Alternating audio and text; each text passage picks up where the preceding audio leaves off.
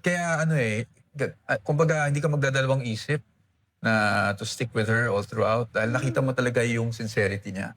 Ito po, attorney, curious lang po kami. Bilang legal counsel po ni VP Sara Duterte, ano pong isang bagay na gusto po ninyong malaman ng publiko tungkol sa kanya?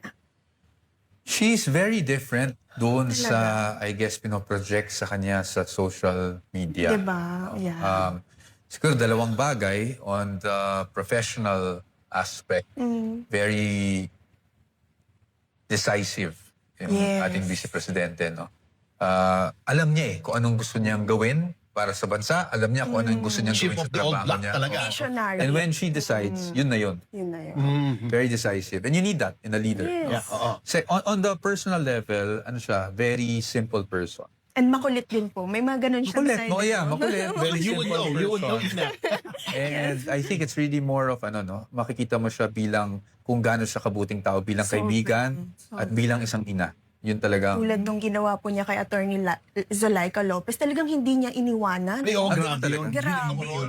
Doon ako Nakipag-away pa siya. namangha Oo. talaga sa She kanya. really values the people who work with her. Yes, tama. And kaya kumbaga hindi ka magdadalawang isip na to stick with her all throughout dahil nakita mo talaga yung sincerity niya sa tao. Speaking of VP Sara, nandiyan na rin tayo sa topic na yan. Without going to any privileged information, is there any particular conversation na pwede mo i-share sa amin na that has stuck to your mind na tumatak sa iyong isipan with respect to VP Sara? It's more of the private conversations that we have. Yung Without more, revealing anything. more on the personal level siguro. Yun yung masasabi ko. Kasi nga, ang parat kong sinasabi is, iba siya doon sa mga pinoportray sa kanya sa SOCMED or sa TV, yung pag may problema ka, she will really listen.